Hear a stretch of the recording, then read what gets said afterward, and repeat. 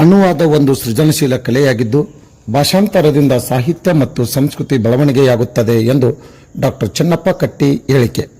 ಅವರು ಬಾಗಲಕೋಟೆ ನವನಗರದ ಕನ್ನಡ ಸಾಹಿತ್ಯ ಪರಿಷತ್ತು ಸಭಾಭವನದಲ್ಲಿ ಕುವೆಂಪು ಭಾಷಾ ಭಾರತಿ ಪ್ರಾಧಿಕಾರ ಬೆಂಗಳೂರು ಹಾಗೂ ಕನ್ನಡ ಸಾಹಿತ್ಯ ಪರಿಷತ್ತು ಬಾಗಲಕೋಟೆ ಇವರ ಸಹಯೋಗದಲ್ಲಿ ಶುಕ್ರವಾರ ನಡೆದ ಭಾಷಾಂತರ ಸವಾಲುಗಳು ಎಂಬ ವಿಶೇಷ ಉಪನ್ಯಾಸ ಕಾರ್ಯಕ್ರಮದ ಅಧ್ಯಕ್ಷತೆ ವಹಿಸಿ ಮಾತನಾಡಿದರು.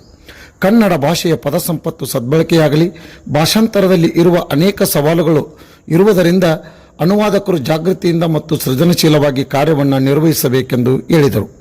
ವಿಜಯಪುರದ ಹಿರಿಯ ಸಾಹಿತಿ ಪ್ರೊಫೆಸರ್ ಎಸ್.ಜಿ. ಮೆರವಾಡೆ ಅವರು ಮಾತನಾಡಿ, ಭಾಷಾಂತರ ಸವಾಲುಗಳು ಎಂಬ ವಿಷಯದ ಮೇಲೆ ಉಪನ್ಯಾಸ ನೀಡಿ ನಮ್ಮ ಬಸವಣ್ಣನವರ ವಚನಗಳು ಪ್ರಪಂಚದ ವಿವಿಧ ಭಾಷೆಗಳಲ್ಲಿ ಭಾಷಾಂತರಗೊಂಡ ಪರಿಣಾಮ ಬಸವಣ್ಣನವರು ಇಂದು ವಿಶ್ವ ಸಾಂಸ್ಕೃತಿಕ ನಾಯಕರಾಗಿದ್ದಾರೆ. ಭಾಷೆ ಆಯಾ ಸಂಸ್ಕೃತಿಯನ್ನು ಪ್ರತಿಬಿಂಬಿಸುತ್ತದೆ.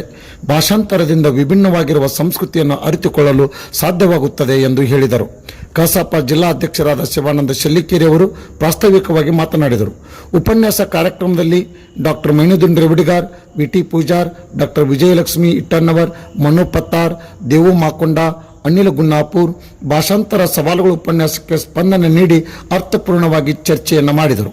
ಕಸಾಪ ಜಿಲ್ಲಾ ಗೌರವ ಕಾರ್ಯದರ್ಶಿ ಡಾಕ್ಟರ್ ಚಂದ್ರಶೇಖರ್ ಕಾಳನ್ನವರ್, ಮಲ್ಲಿಕಾರ್ಜುನ ಹೆಗ್ಗಳಗಿ, ಕಥೆಕಾರ ಮಲ್ಲಿಕಾರ್ಜುನ ಸಲ್ಲಿಕೇರಿ, ಸಾಹಿತಿ ಪ್ರಕಾಶ್ ಕಾಡೆ, ಶರಣ ಸಾಹಿತ್ಯ ಪರಿಷತ್ ಅಧ್ಯಕ್ಷ ಎಸ್ ಪಾವಟೆ, ಎಚ್.ಎಸ್. ಚಲವಾದಿ, ಆರ್.ಸಿ. ಭಂಡಾರಿ, ಬಸವರಾಜ್ ಕುಂಬಾರ್, ಅಜ್ಜಯ್ಯ, ವೀಣಾ ಕಲ್ಮಠ್, ಸುಮಂಗಲಾ ಮೇಟಿ, ಗೀತಾ ದಾನಶೆಟ್ಟಿ, ವಿಜಯಶ್ರೀ ಮುರ್ನಾಳ್, ಬಾದಾಮಿ ತಾಲೂಕಾ ಕಸಾಪ ಅಧ್ಯಕ್ಷ ವರಕೇರಿ, ಆರ್.ಸಿ. ಚಿತ್ತವಾಡಿಗೆ, ಪರಸಪ್ಪ ತಳವಾರ್, ನೀಲಪ್ಪ ಗಾಣಗೇರ್, ಮಲ್ಲಿಕಾರ್ಜುನ್ ಇಂಡಿ ಸೇರಿದಂತೆ ಅನೇಕ ಸಾಹಿತಿ ಕಲಾವಿದರು ಪಾಲ್ಗೊಂಡಿದ್ದರು.